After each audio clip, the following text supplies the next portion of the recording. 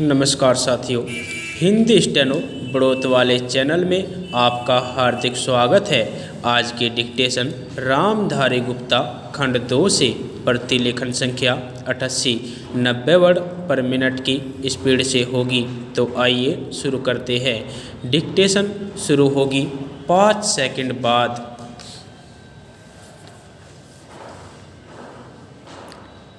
Start. महोदय, हमें आवश्यकता है ऐसे संवेदनशील पर्यावरणीय न्यायालयों और न्याय प्रक्रिया की जिसमें सामाजिक प्रतिबद्धता और सतत विकास दोनों संभव हो।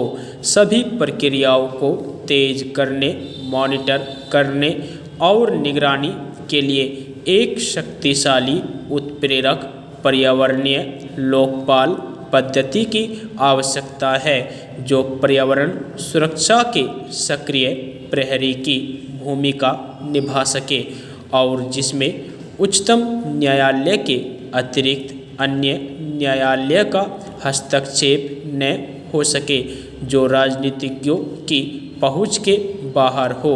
सामाजिक कार्यकर्ता और दीन से दीन आदिवासी भी जिस तक आसानी से पहुंच सके तथा जो जनता और संसद के प्रति उत्तरदायी हो।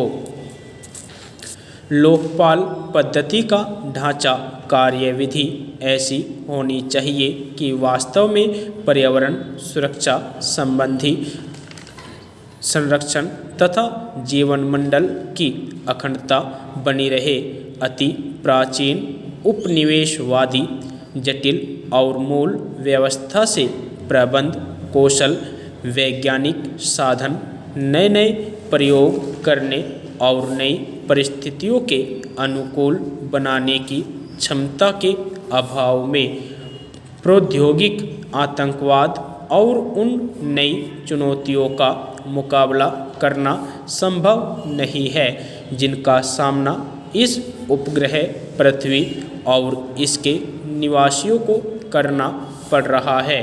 हमारी न्यायिक व्यवस्था अनेक प्रकार के संकटों से घिरी है और यदि हम वास्तव में पर्यावरण संबंधी मामलों के साथ न्याय करना चाहते हैं तो ऐसे पर्यावरणीय न्यायाधिकरणों की आवश्यकता है जिनमें विधिवेत्ता और विषय विशेषज्ञ दोनों का सक्रिय सहयोग प्राप्त हो। इससे भी अधिक आवश्यकता है एक उच्चाधिकार प्राप्त बहुस्तरीय लोकपाल पद्धति और कार्मिकों की जिन्हें कार्यवाही शुरू करने, जांच करने, निर्णय लेने, निषेधाज्ञा जारी करने के व्यापक अधिकार प्राप्त हो। यह स्वायत्त संस्था होनी चाहिए जिसमें राजनीतिज्ञों और कार्यकारिणी का हस्तक्षेप पेचीदा नकारात्मक कानूनी अड़चनें न हो तथा कर्मचारियों को सरकारी भय और लालच प्रभावित न कर सके। इन उच्च पदाधिकारियों का चयन प्रस्तावित लोकपाल बिल के अनुसार हो सकता है तथा इनका कार्यकाल निर्वाचन आयोग के समान हो सकता है।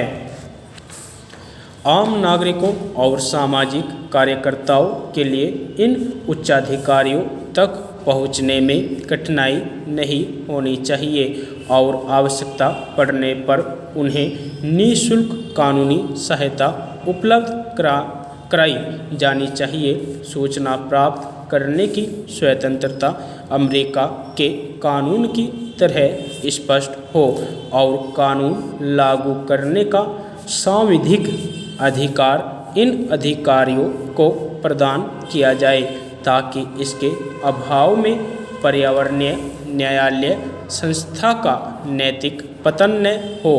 पूर्ण न्याय दिलाना मुख्य उद्देश्य होना चाहिए, न कि केवल आदेश जारी करना। दीवानी न्यायालयों के सामान्य अधिकारों के अतिरिक्त अन्य अधिकार और कानून का उल्लंघन करने वालों के लिए दंड का उल्लेख भी इस कानून में किया जाना चाहिए। न्यायपालिका, कार्यपालिका तथा प्रशासकों सभी को लोकपाल तथा पर्यावरण न्यायालयों की सहायता करनी होगी।